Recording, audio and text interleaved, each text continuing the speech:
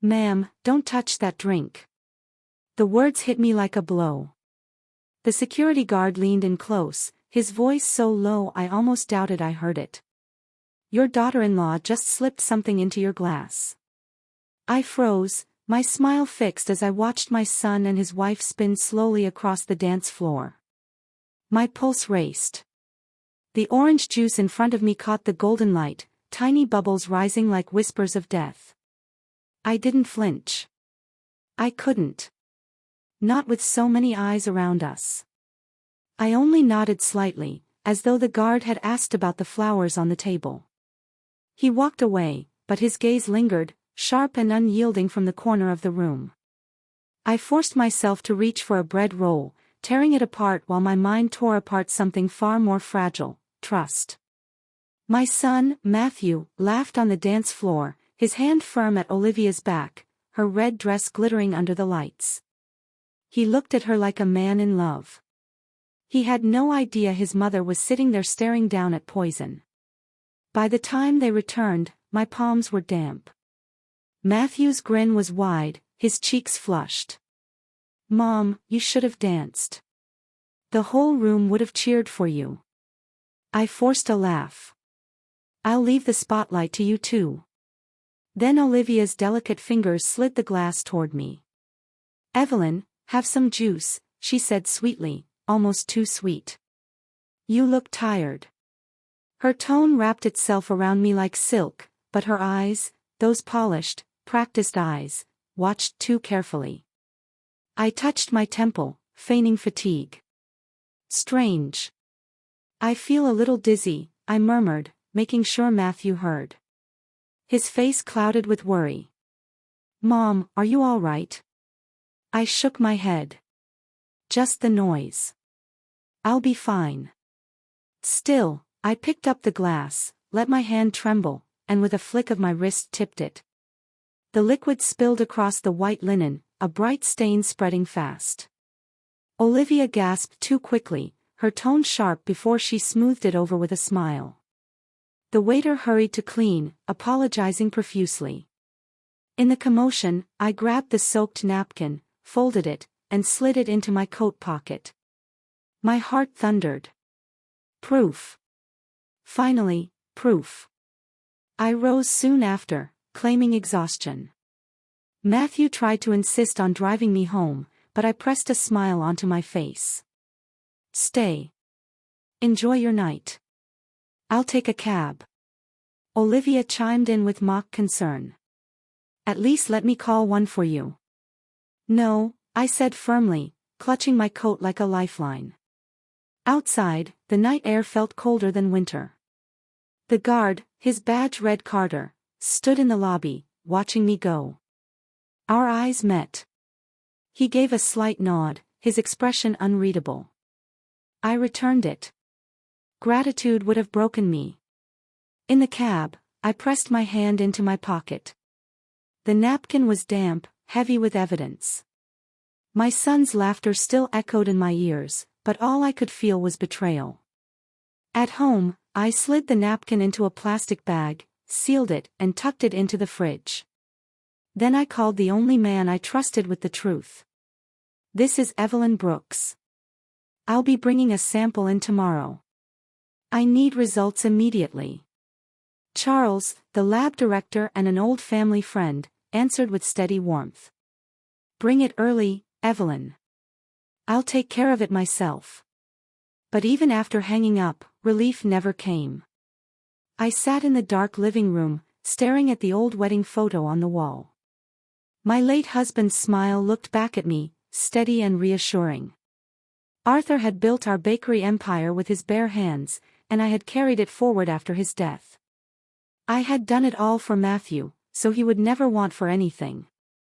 And now the fortune I sold that bakery for, $36 million, was the very reason his wife wanted me gone. The next morning, I walked to the lab with the bag clutched tight. Charles ushered me in, his face grave. Hours crawled past until finally he called me back. His hand trembled slightly as he set the report before me. Evelyn, he said quietly, your sample tested positive for digitalis. At that dose, it would have looked like a heart attack. Quick. Silent. Untraceable. The words carved themselves into my chest. My son's wife had tried to kill me. That evening I sat alone again, staring at the report, its cold letters glowing under the lamp. Olivia's laughter echoed in my memory, but all I could hear was venom. I curled my hand into a fist. I had spent a lifetime building, protecting, sacrificing. I would not sit idle while betrayal grew inside my home. The napkin in my fridge was proof. The lab report on the table was proof. But vengeance was going to require more. And I was ready. Then I remembered Veronica Stone. She had once been a close friend of Arthur's, a sharp, relentless detective my husband always spoke about with admiration. If anything ever happens, find Veronica, he used to tell me. She never gives up. After retirement, she had opened her own private investigator's office downtown. Though I hadn't seen her in years, I knew she was the only person I could trust now. I picked up the phone, my hands trembling so badly I nearly dropped it. When her steady voice came through the receiver, low and self-assured, I realized just how weak I sounded. "Veronica," I whispered, my voice breaking. "I need your help. It's a matter of life and death." She didn't press me for details. She just replied calmly, "Evelyn, come to my office tomorrow morning. Bring everything you've got." I nodded, even though she couldn't see me, and hung up. I sat in the darkened room for a long time, the silence pressing in on me. But hearing Veronica's voice had lit a faint spark inside me, a fragile flame of hope in the middle of a storm. The next morning, I walked up the creaking staircase to her office on the second floor of an old brick building. The paint on the walls was peeling, but the tall windows looking out over the busy street felt protective, like nothing could slip past Veronica's watchful eye.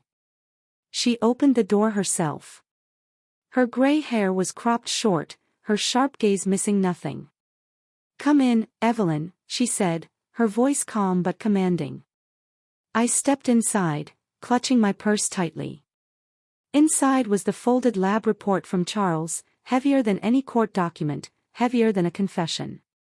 I sat in the wooden chair across from her desk and told her everything: Carter's warning, the strange bubbles in the orange juice, the napkin I had hidden away, and the lab results showing digitalis. My voice shook when I mentioned Olivia, my daughter-in-law. "I don't want to believe it," I whispered, my eyes stinging. "But everything points to her." Veronica listened without interrupting, scribbling quick notes. When I said the word digitalis, her eyes narrowed. "This isn't something you stumble across at a store," she said grimly. "Digitalis is tightly controlled. I'll trace the supply." Without hesitation, she picked up her phone and called a contact, an ex-cop she clearly trusted. Her voice was cool and firm, leaving no room for refusal. A few minutes later, she hung up. "We're meeting tonight," she said. "A man who may know who sold the digitalis. Do you want to come?" "Yes," I said immediately. I had to see it with my own eyes. That night, she drove us to a hidden bar on the edge of town. The place reeked of stale beer and cigarette smoke. Veronica led me to a corner booth where I could watch without being noticed. She met with a middle-aged man whose nervous glances darted everywhere. I couldn't hear their words, but I saw the way Veronica's calm persistence wore him down. At first, he avoided her questions, but slowly, under her steady gaze, he began to talk. When she returned, her face was grave. "He admitted to selling digitalis," she murmured. "But not to a woman. To a man. An older man, salt and pepper hair, commanding voice. Said he taught business at the university. He told the seller it was for a young woman." My stomach twisted. "A young woman?" Veronica nodded. "Yes. He said it was to help her settle personal matters." A name crashed into my mind like a falling blade: Charles Vance. Olivia had once spoken of him over dinner months ago, describing him with admiration. A former professor, respected in business circles. At the time, I thought nothing of it. Now the name pierced me. Charles Vance, I whispered. You know him? Veronica asked, watching me closely. I shook my head. Not personally. Olivia mentioned him once. That's all. When we left the bar, the night air was freezing, but I felt like I was burning from the inside. Veronica's hand on my shoulder grounded me. We'll find him, Evelyn, she said. But be prepared, this man is likely tied directly to Olivia. Days dragged by like years. Every sound startled me, the doorbell, a text notification, footsteps outside. I kept myself busy cleaning, cooking meals no one ate, but my mind circled back to Carter's warning, the glass of juice, and now Vance's name. Then Veronica called again. Her voice was calm but carried urgency. Evelyn, I need you at my office right away. There's something you must see. I didn't hesitate. When I arrived, she slid a thick file across the desk. Sit. What's in here isn't easy. My hands trembled as I opened it. Page after page of debt statements. Olivia owed millions, to banks, loan sharks, casinos. Over $4 million, hidden in her name alone. Matthew doesn't know, Veronica said firmly. He's nowhere in these records. I felt sick. I remembered my son brushing off Olivia's late nights as shopping or girls' outings. I had reassured him, telling him not to worry. Now I saw the truth, it had all been a cover for gambling and spiraling debt. Then I turned another page, screenshots of messages. The recipient was listed as CV. Charles Vance. One message turned my veins to ice, she's already sold the chain of stores. $36 million is in the account. She just needs to disappear. Matthew will inherit everything. And of course, I'll have my share too. I closed the file, unable to breathe. Veronica touched my shoulder. The motive couldn't be clearer. Debt, greed, manipulation. And someone pulling the strings. All I could whisper was, Matthew will never believe this. Love blinds him, Veronica said softly. But proof doesn't lie. The days that followed were agony. Olivia kept showing up with meals, smiling sweetly. Chicken noodle soup. Cheesecake. Dishes she knew I loved. I thanked her politely, but every bite went down the drain or into the trash the moment she left. I couldn't trust anything she touched. I tried warning Matthew, but he grew irritated, defending his wife. Mom, you've never trusted her. She loves you. Stop imagining things. His words cut deeper than any knife. Finally, I asked him to come over. I tried to explain everything, Carter's warning, the juice, the lab result, but without Veronica's file in front of me, it sounded like paranoia. He stormed out, slamming the door, leaving me shattered in the silence. Veronica came the next morning, folder in hand. Ready? She asked. I nodded, though my heart felt like lead. At the precinct, we laid out every piece of evidence, the lab tests, the debts, the messages, the recording of Charles Vance's cold voice saying, if you want to win, you remove the obstacle. Matthew inherits. You benefit. Don't call it murder, call it strategy. The inspector's face hardened. This is enough. We're opening a case now. 2 days later, Veronica called. They've got her. Olivia was arrested leaving an illegal casino. And Vance, too. He tried to run, but they caught him at his penthouse. I stood frozen, phone pressed to my ear. At the station, I saw my son. His eyes were bloodshot, his face pale. Olivia was being led out in handcuffs, her mask of charm finally shattered. She looked at me, pleading silently, but I turned away. Mom, is this true? Matthew asked, voice breaking. I couldn't answer. I just handed him the folder. Read. His hands shook so badly he dropped pages, but when he reached the messages, once she's gone, Matthew inherits everything, he collapsed into a chair, burying his face in his hands. I wanted to hold him, but I couldn't move. Watching him fall apart felt like my own heart being ripped to pieces. Arthur had been right about Veronica, she never gave up. But he hadn't warned me about this, that sometimes, finding the truth costs more than living with a lie. And now, Matthew and I both had to live with the ashes of that truth. At the same time, I learned that another team of officers had taken Carter's tip and arrested Adrian in a high-rise apartment downtown. The man who once appeared in glossy magazines as a model of business success, now stood in handcuffs, hiding behind an empty smirk as cameras flashed. I didn't see it myself, but Veronica described it with a bitterness that echoed my own. Even then, Adrian tried to play the role of the misunderstood mentor, but the evidence was overwhelming. He wasn't walking away from this. The very next day, Matthew came to my house. I barely recognized him. His suit was wrinkled, his hair uncombed, his face lined by a night of no sleep. He looked like a man stripped of everything he believed in. Mom, he said, his voice hoarse, I filed for divorce. I stared at him, my throat tightening. Words failed me.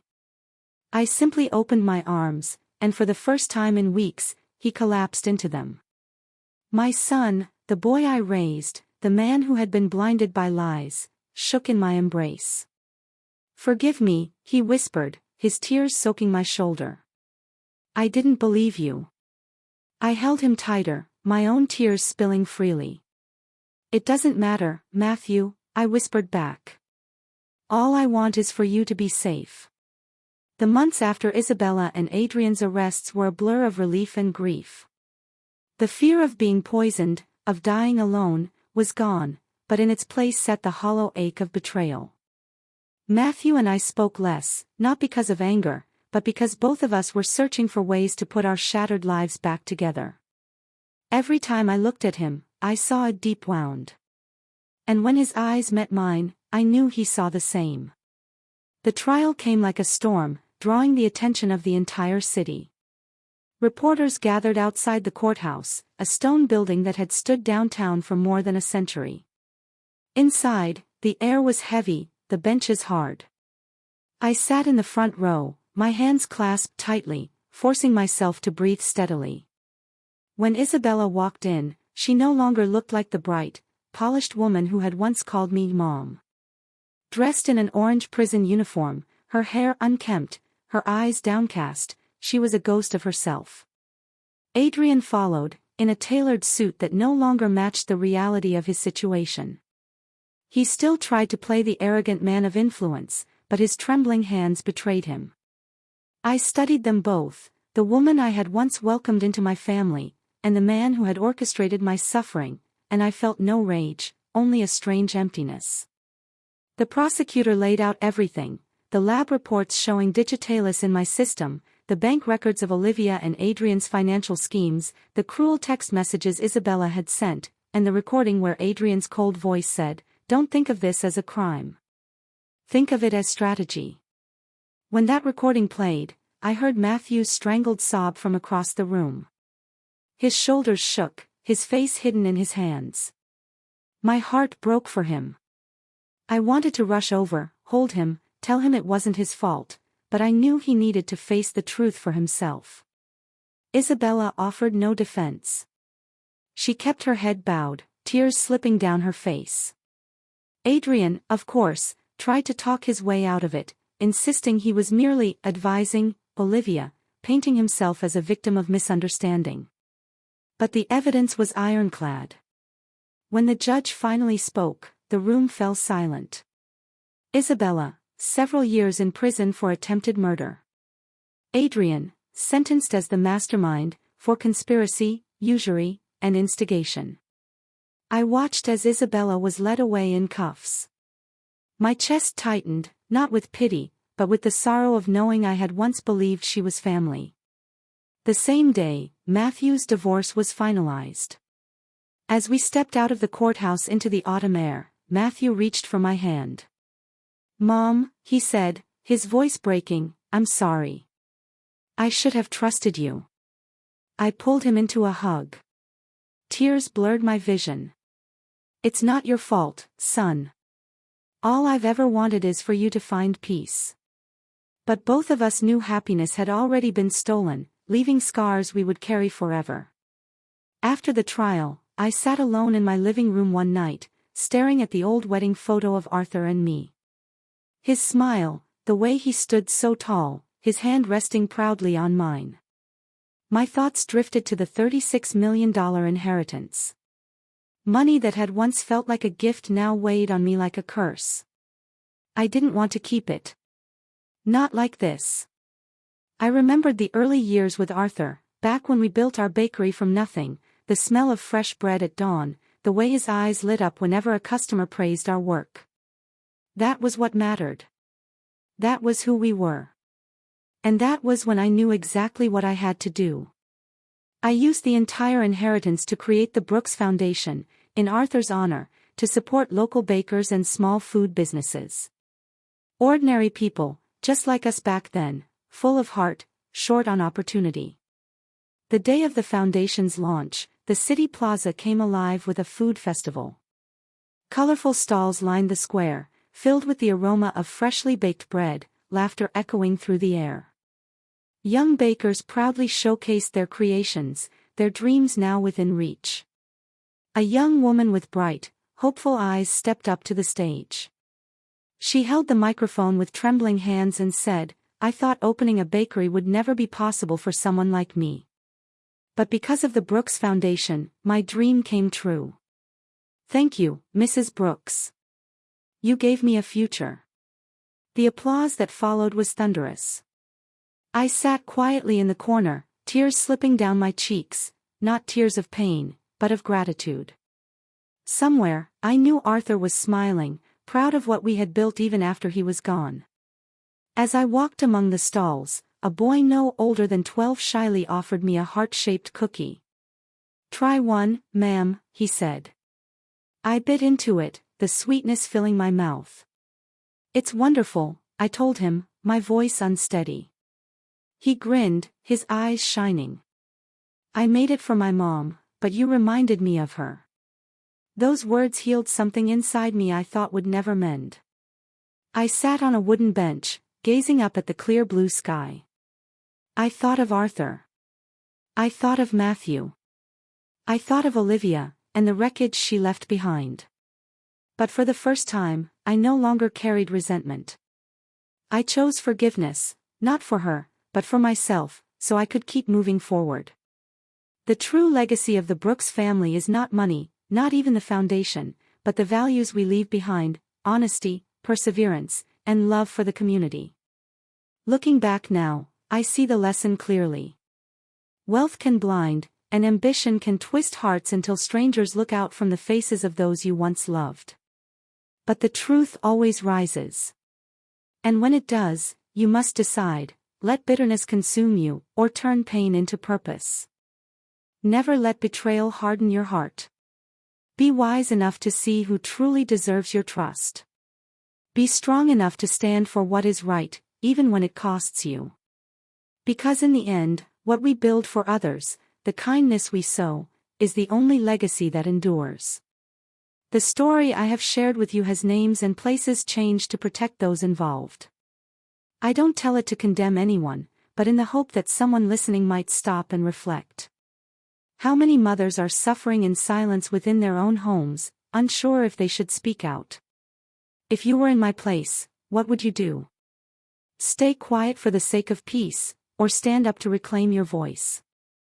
I'd like to hear your thoughts. Every story we share can light the path for someone else. And I believe, with all my heart, that courage always leads us toward brighter days. Right now, as this story ends, I'll leave you with 2 others from this channel that I know will surprise you. Thank you for listening, and may God bless you always.